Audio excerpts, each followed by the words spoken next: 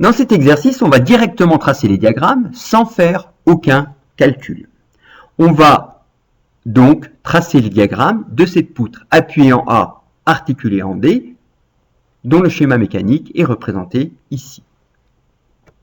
Alors, ce qui va nous servir pour tracer directement les diagrammes, ce sont en définitive les deux relations importantes qui existent d'une part entre l'effort tranchant et la charge répartie, à savoir que la dérivée de l'effort tranchant est égale à la charge répartie, et la relation qui existe entre le moment fléchissant et l'effort tranchant, la dérivée du moment fléchissant est égale à l'effort tranchant.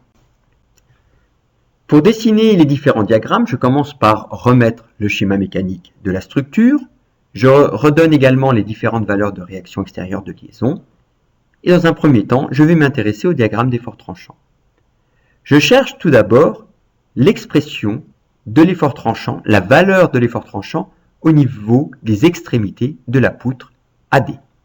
En A, qui est l'extrémité gauche, je sais que la valeur de l'effort tranchant est égale à la charge ponctuelle appliquée selon la direction Z au niveau de cette extrémité A, en l'occurrence R à Z. Donc l'effort tranchant en A vaut 5P sur 3. Au niveau de l'extrémité D, c'est une extrémité droite, donc la valeur de l'effort tranchant est égale à moins la force appliquée selon la direction Z, la force ponctuelle appliquée selon la direction Z en D, soit moins RdZ, donc moins 4P sur 3. Je sais également que quand la charge répartie est nulle, l'effort tranchant est constant, ce qui est le cas entre A et B. L'effort tranchant est donc constant. En B, j'ai une force ponctuelle. Je sais que l'effort tranchant est discontinu et que la valeur de la discontinuité, c'est-à-dire le saut d'effort tranchant, est égale à la valeur de la charge ponctuelle. Donc, l'effort tranchant va valoir 5P sur 3 moins P, donc 2P sur 3. Entre B et C, la charge répartie est nulle, l'effort tranchant est donc constant. En C, j'ai à nouveau une force ponctuelle, l'effort tranchant est discontinu, et la valeur du saut de discontinuité est égale à 2P, la valeur de la force ponctuelle. Donc 2P sur 3 moins 2P, moins 4P sur 3.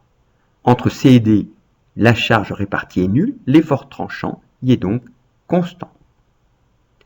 Je mets également le signe des efforts tranchants, ça me servira pour tracer le diagramme de moment fléchissant.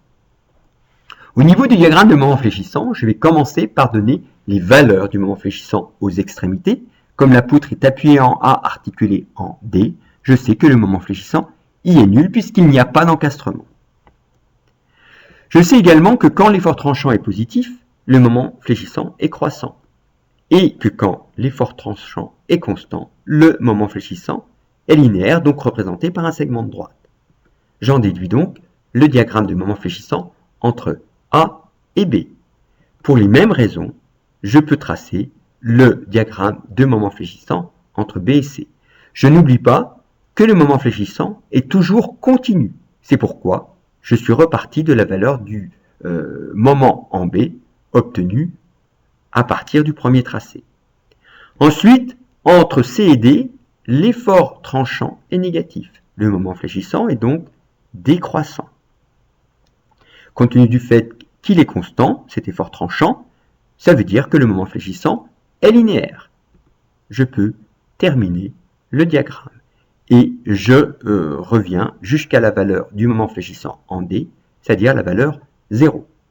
Alors si je veux vraiment compléter ce diagramme de moment fléchissant, il me manque la valeur du moment fléchissant en B et du moment fléchissant en C. Il y a plusieurs façons de faire. La première consisterait à la calculer en faisant une coupure en B, en gardant par exemple la partie de gauche, en appliquant le PFS, je trouverai le moment fléchissant en B, et puis en faisant de même, je peux calculer le moment fléchissant en C. Mais je peux également appliquer la règle des aires d'effort tranchant. En effet, je sais que le moment fléchissant en B moins le moment fléchissant en A, qui vaut 0, est égal à l'aire de l'effort tranchant entre A et B. C'est un rectangle, donc l'aire de ce rectangle vaut 5PL sur 3 fois L sur 3. J'en déduis donc que le moment fléchissant en B moins le moment fléchissant en A est égal à 5 PL sur 9.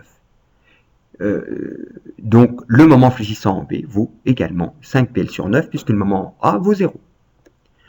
En appliquant la même règle des aires d'effort tranchant, je vais pouvoir calculer le moment fléchissant en C puisque l'effort tranchant, l'aire de l'effort tranchant entre C et D est égal au moment fléchissant en D, 0, moins le moment fléchissant en C. Cette aire d'effort tranchant vaut L sur 2 fois moins 4PL sur 3. Cette aire est égale à moins le moment fléchissant en C. J'en déduis donc que le moment fléchissant en C vaut plus 2PL sur 3. En ce qui concerne l'effort normal, j'ai vu qu'il n'y a pas d'effort appliqué selon la direction x locale. L'effort normal est donc égal à 0.